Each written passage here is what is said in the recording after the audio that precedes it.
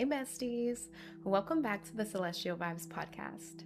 I'm Kristy Lynn, your cosmic bestie and guide through whatever weird, magical, spiritual, or just plain wild shit the universe decides we're diving into today. Now, before we even dive into the craziness, you already know the drill. Let's go ahead and set the vibe. So take a deep breath with me and just let yourself settle into this moment. This space is completely safe, unconditional, and held for you, for me, and for all of the aligned energies that are here to support us. Only the highest, most soul-honoring energies are welcome here. So, whether this is your first time hanging out with me or if you've been vibing from day one, just open your mind to what wants to flow through. Okay. Now I need you to get comfortable, right? Adjust your pillows, sit crisscross applesauce, whatever it is you got to do, because today we are going somewhere that I've been sitting on for a while. I had to wait because I had to make sure that the energy in the collective field was actually in a receptive zone before I dropped this. Because this ain't some casual, like, let me just touch on this real quick type of topic. No. Today we're doing a deep dive. And I'm not holding back. So let's get into it, because we are talking about fucking reptilians. Now, before you do anything, before you laugh, before you roll your eyes, before you close out of this app and just go back to your regular life, I want you to give me a few minutes, okay? That's all I'm asking. And I can promise you, by the time we finish this episode, whether you walk away fully believing me or thinking I've completely lost my marbles, you're going to be looking at the world differently. I can almost guarantee that. Now, really quickly, disclaimer, because we are officially entering the conspiracy era of this podcast. Everything that I'm about to share is a mix of things that I've researched, things I've intuited, and codes that I've received directly from my higher self and my guidance team. Now, I'm not a guru standing on a mountaintop telling you that this is the absolute gospel truth and you have to believe me, right? I want you to take what resonates, leave the rest, and do your own rabbit hole scrolling. And most importantly, trust your own gut. Also, can we just promise each other right now that we're not going to spiral into fear? The second people start talking about lizard people, everyone starts panicking, and we are not doing that. We're going to look at the uncomfortable stuff, but from a place of pure empowerment, not panic. Okay? All right, let's go. So, let's go ahead and track this back. Where did this even come from? Right? Like, who was the first person to look around and go, hey, what if there are actual giant lizards running the government? If you ask mainstream media, they'll tell you this modern theory belongs to a guy named David Icke from the 90s. But what everyone misses, and the part that is so fucking mind-boggling, is that this is not a modern idea at all. This goes back thousands of years. And not just in one random village either. Like, we're talking about ancient civilizations that were separated by massive oceans and literal centuries, okay? These are people who had zero contact with each other, and yet they're all telling the exact same damn story. I'm sorry, but that's not a coincidence, bro. That's called a pattern. Let's look at the Sumerians. They left us some of the oldest written records on the planet, and they wrote extensively about the Anunnaki, which literally translate to those who from heaven came. These beings descended from the sky, altered human history, and shaped civilization. But it's not just Sumer. Let's hop across the ocean to the Mayans. These people were absolute geniuses. Their astronomical knowledge still makes modern scientists sweat. In their entire cosmology, it was woven with serpent deities. You've probably heard of the Quetzalcoatl. This is the feathered serpent god who came down from the sky to bring them advanced knowledge. And they didn't just write about him in stories, right? They literally engineered the pyramid at Chichen Itza so that during the spring equinox, the shadows would make it look like a massive snake was slithering down the stairs. They built their architecture around a serpent reality. That's not just some little fairy tale. Then you look at the Hindu and Buddhist traditions, and they talk about the Nagas, this incredibly powerful, wise race of serpent beings. And what I love about the Nagas is the nuance here, right? Because they're not just painted as just good or evil. They all had their own agendas, their own royal kingdoms, and they even interbred with humans to create hybrid royal bloodlines. What's a bloodline? Bloodlines. It's written all over their ancient epics like the Mahabharata. Let's go look at China. Their imperial tradition is literally built on the dragon lineage. The emperors claimed that they had literal blood of celestial dragons in their veins. Dragons who came from the sky, representing cosmic knowledge and absolute authority. To them, this wasn't a metaphor. It was their actual genealogy chart. And oh my God, the Dogon tribe in West Africa, this one is mind-blowing for real, okay? Because these people had highly specific, detailed knowledge about the Sirius star system centuries before Western science had even invented telescopes that were powerful enough to see it.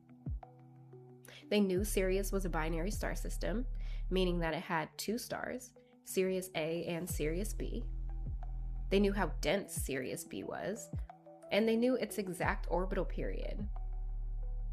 Now, when anthropologists finally asked them, like, hey, how do you guys know all this? The Dogon were like, oh, easy. Beings from Sirius came down and taught us. What? And of course, mainstream science tries to say, oh, they must have met a Western astronomer and they absorbed the information from them. Yeah, nice try. But the math ain't mathin'. The Dogon had these details documented before Western science even understood them. And then, of course, we have ancient Egypt. Now, you guys know that I am deeply multidimensionally connected to Egypt through past life memories, so I'm super excited to talk about this, right? Because Egypt is the ultimate example of something sitting in plain sight while mainstream narratives try to gaslight the fuck out of us about it. Like, how did they build the Great Pyramid? It's made of roughly 2.3 million stone blocks. The average weight of those blocks is between 2.5 and 15 tons, not to mention some of the granite pieces in the king's chamber weigh up to 80 tons. Now, they were cut, transported, and stacked with a level of precision that modern engineers still struggle to copy. The pyramid is aligned to true north within 0.05 degrees. It sits at the exact center of Earth's landmass, and it perfectly encodes pi and the golden ratio. And the official textbook explanation is ramps and copper chisels. Ramps for an 80-ton block that was dragged from 500 miles away? Come on now. I need the people that are defending the ramp theory to go sit in a quiet room and think about how ridiculous that sounds for like 5 minutes. It doesn't add up. It has never added up. And my guidance team has been really clear about this too. The technology did not come from humans alone. There was a massive knowledge transfer from beings who understood acoustics, physics, and energy in ways that our current world is only just starting to rediscover. And look at who they were worshiping. The gods were consistently depicted with non-human features. We had bird heads, jackal heads, reptilian traits, right? But mainstream history is like, oh, it's just symbolic art. No, babe, it's theology. They were drawing what they saw. I mean, look at the Emerald Tablets of Thoth. It reads like an advanced quantum physics textbook that was written thousands of years ago. It breaks down parallel dimensions, the mechanics of time, and consciousness. And the pharaohs? They didn't claim to be humans who just got lucky. They claim to be divine beings in human form, direct descendants of the gods. And if you look at their actual mummified remains and statues, they had these really weird physical traits. They had elongated skulls, crazy long necks, and just like weird body proportions. Ancient Egypt is a mystery that certain people in power do not want solved, because what's buried under that sand, literally and figuratively, would force us to completely rewrite human history. But guess what? That rewrite is coming anyway. They can't stop it. So, when you line up Sumer, the Mayans, India, China, the Dogon, Egypt, right? Like, at what point does the pattern finally become the evidence? It stops being a question of, is this real? And it starts being, why is everyone trying so hard to hide it? Now, I want to pause here and tell you guys something personal, because it definitely frames the way that I look at this entire universe. I am very closely connected to the Anunnaki collective. They are a massive part of my soul lineage, and they sit on my guidance team. I know exactly how that sounds to some people, and honestly, I don't give a fuck, because it's my truth and my lived experience. And here's the tea on the Anunnaki, okay? They are not a monolith. They're not all the same, and they don't all have the same agenda. The popular internet narrative that they're all just these evil, controlling overlords who genetically engineered humans to be slaves and have been puppeteering us ever since, that's only one small fraction of the story. Think about it. Humans aren't a monolith. You have good humans, bad humans, and everything in between. So, any galactic collective is going to have factions. Some factions are obsessed with control, yes, that's true, but other factions are deeply invested in human evolution and liberation. Collapsing this beautiful, ancient, complex collective into just evil reptile overlords completely ruins the nuance of what's actually going on here. Which brings us to Zecharia Sitchin. This man was a scholar who spent decades doing something that only a handful of people on Earth could do. He could actually sit down and read ancient Sumerian cuneiform tablets directly. And when he translated them, without treating them like fairy tales, what he found was wild. He decoded that the Anunnaki came from a planet called Nibiru on a 3,600-year orbit. They came to Earth looking for resources, specifically gold, to repair their own atmosphere. Now, originally, they had a worker race within the Anunnaki called the Ajiji that were doing the mining. But the Ajiji basically went on a strike because mining fucking sucks. So, the Anunnaki made a decision. They needed a new worker. So, they took the hominids already existing on Earth and upgraded their genetics. They mixed Anunnaki DNA with early human DNA to create a hybrid workforce. Sitchin argued that this is the actual explanation for the missing link in human evolution. You know, that sudden, massive genetic leap that Darwinism can't explain. We didn't just evolve from apes, okay? We were assisted. Obviously, academics lost their minds and tried to debunk him. Now, some had fair translation critiques, but my guys are very firm on this, that a lot of those critics were funded by institutions that had a massive financial and social interest in keeping the current human origin story exactly the way it is. Sitchin wrote 15 books before he passed away in 2010, and those clay tablets are still sitting in museums right now for anyone to see. Now, we have to talk about the man, the myth, the legend, David Icke, because you literally cannot have a reptilian conversation without talking about him. Whether you love him or you hate him, we have to look at what he actually brought to light. And his origin story is wild, okay? He was a professional soccer player in the UK, then a super respected, normal, mainstream sports broadcaster. But in the early 90s, he had a massive spiritual awakening and started receiving channeled information from non-physical sources. He went on a famous British talk show in 1991, spilled the tea, and the entire country ruthlessly mocked him. It was brutal. But here's the thing. People who make up lies for clout or money, right? They don't endure over 30 years of public humiliation and deplatforming while keeping their story straight. That kind of grit only comes from someone who knows exactly what they saw and exactly what they received. Now, Ike's main argument is that there are specific elite family bloodlines that have held global power since ancient times, that they carry a high percentage of that non-human reptilian Anunnaki DNA. And the genetic frequency draws them to positions of power and keeps them plugged into a specific control grid. And before you go thinking that sounds totally insane, let's look at the actual trackable data. Professional genealogists, okay, not conspiracy theorists, genealogists, have mapped out the family trees of American presidents.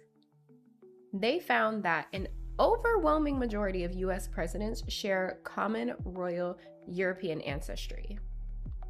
In fact, almost every single presidential election has been won by the candidate with the most royal European bloodline. In a country that supposedly fought a war to escape the British monarchy, I don't know, man. The odds of that happening naturally are pretty much zero.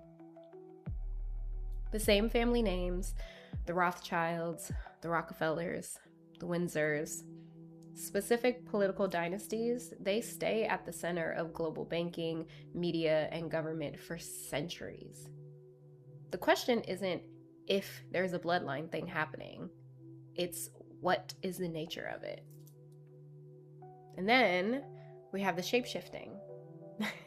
I know. This is where people typically jump ship, but hear me out, okay? Because the amount of people witnessing someone's face, like, I don't know, flickering for a moment, this comes from thousands of unconnected people around the world. These are regular people, right, who've never even heard of David Icke. What they describe is something like a frame dropping in a video. It's like for a second, a politician or a celebrity, right? Like their pupils turn into vertical slits, or their skin texture just changes for a second before it goes back to normal. Now, do I think that every single person in Washington is a lizard in a human suit? No. I think the mechanics are way more multidimensional than that. But do I think Ike was onto a scary real frequency and paid a massive social price for speaking about it? Abso-fucking-lutely. If you want the ultimate confirmation of this, you have to look outside the Western world and look up Credo Mutwa. He was a legendary Zulu shaman, elder, and official keeper of sacred oral history for his lineage in South Africa. He carried knowledge passed down for generations, totally unpolluted by the internet or by Western conspiracy culture. Credo spoke openly about a race of beings that the Zulu called the Chitari, which translates to the children of the serpent, or the dictators. He described them as tall, reptilian beings with scaled skin and large eyes who could manipulate their appearance to look human. And get this, he said that they feed off of human fear and negative emotion. They deliberately keep humanity divided, warlike, and panicked because a traumatized population is a sustainable, energetic food source. Isn't that wild? But it makes perfect sense, right? It really does if you think about it. He even shared an experience of being personally abducted by these beings earlier in his life. And when you listen to him speak, you're not listening to a UFO fanatic, right? Like, you're listening to a highly revered elder sharing a heavy sacred burden. Now, he passed away in 2020, but his interviews are still around and they are a must watch. There's a very long one on YouTube you can find that's actually him and David Icke together. Then we have the story of Phil Schneider, which is honestly one of the most tragic pieces of the puzzle. Phil was a structural engineer and geologist who spent 17 years working for the government building DUMBs, which are deep underground military bases. In the mid-90s, he went on a public lecture tour and dropped a fucking bombshell. So he claimed that in 1979, during a secret drilling project in Dulce, New Mexico, his team accidentally broke into an existing underground cavern system that was packed with non-human beings. Did you hear me? Non-human beings. Chilling in this underground system. Like what? And then an actual firefight broke out between military personnel and these beings. Now, Phil was struck with an energy weapon, and he would literally hold up his hand during lectures to show that he was missing fingers. And he would show the severe chemical burns on his chest as well. He said that 66 people died in that underground war. And then Phil went on a rampage, exposing over 130 underground bases in the United States, claiming that the government was complicit in treaties with dark, non-human factions. He openly told his audiences, if I'm ever found dead and they say it was a suicide, know that I was murdered. Then, in January 1996, Phil Schneider was found dead in his apartment. The official ruling? Suicide. The method? Piano wire, brutally wrapped around his neck. His ex-wife Cynthia immediately screamed foul play, pointing out that his body had been moved, his research materials were stolen, and a man missing fingers physically couldn't have tied that wire around his own neck. Phil knew the stakes. He was terrified, and he blew the whistle anyway. Now that is the behavior of a man trying to save humanity, and I give him all the flowers. Now I want to bring this right back to modern day, okay? Because do you remember that viral plane video from 2023? The one where that woman was having an absolute meltdown in the middle of a flight? Well, I guess it wasn't the middle of a flight, right? I don't think they had taken off. Yeah, I don't think they had taken off yet. Either way, she was totally terrified, and she's pointing to the back of the plane screaming, that motherfucker back there is not real. Like, she was so fucking desperate to get off that plane.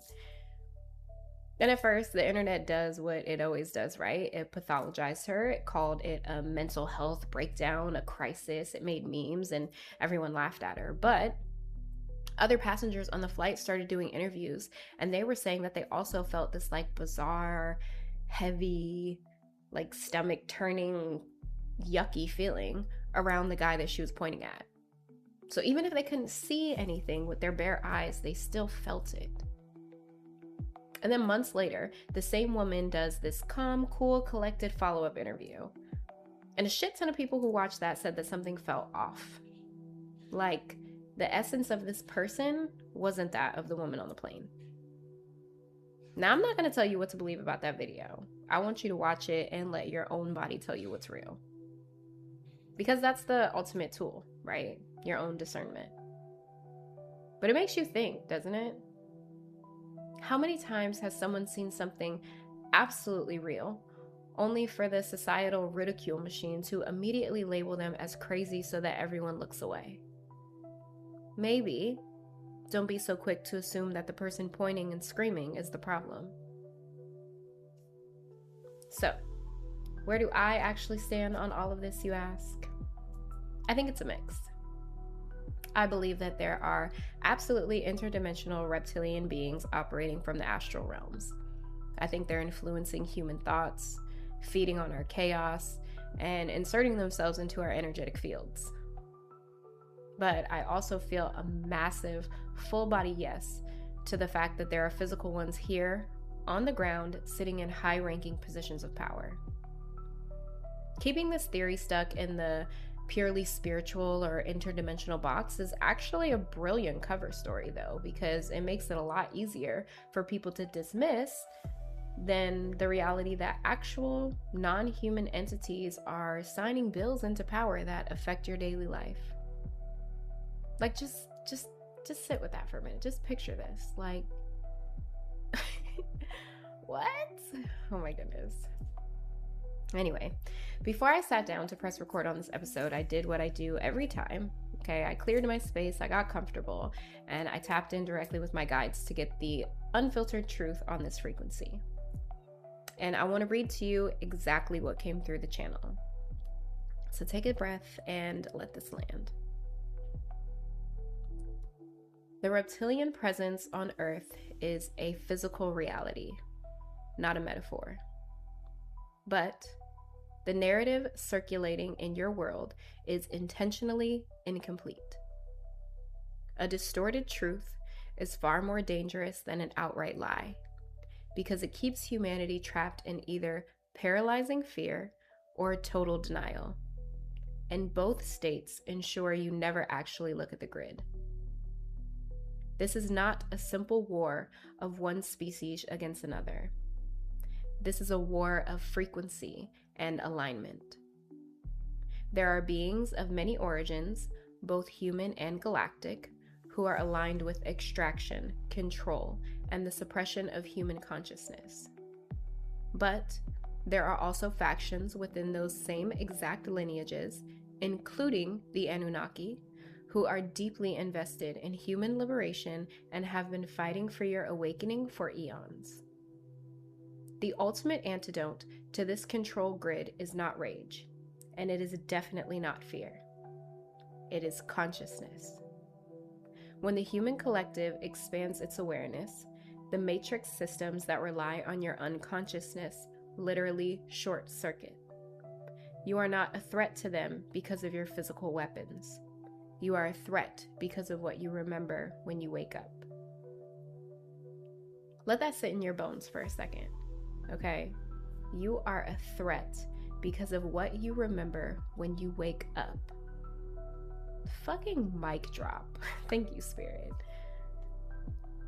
Now, I know this was a shit ton of information, besties, and honestly, we're just scratching the surface because there's so much more cosmic tea to be spilled in future episodes.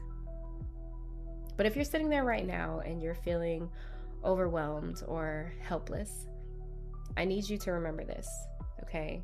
Fear is a frequency. And if these controlling entities literally harvest low-density emotional energy, like panic or anxiety or helplessness, then spiraling out is actually giving them exactly what they want. Your peace is an act of resistance. Your clarity is a direct threat to a system that requires your confusion to function. So what do? You keep waking up. You stay curious instead of terrified. You build that inner discernment muscle that we talked about in the last episode. It's not a coincidence that these 2 episodes came back to back. You have to realize that you're part of a massive, ancient cosmic story. And you didn't accidentally crash land into this timeline either. Your soul chose to incarnate when it did because you knew exactly what the playing field looked like. And you came equipped with the codes to handle it. You just don't remember yet. Well, that's what I have for you today, besties, okay? I want you to go sit with it, go dive down some rabbit holes, and make sure that you're always trusting your own gut and your intuition, okay? Now make sure you tap back in for the next episode because the conspiracy era of celestial vibes is officially unlocked and we are just getting started. Thank you so much for merging your energy with mine in this sacred space. I now return all energy, wisdom, and insight shared here back to you, fully, completely, and aligned with your highest good. Until next time, keep trusting the magic of your own journey. Sending you so much love and so much light. Now go out there, conquer the cosmos, and make our ancestors proud.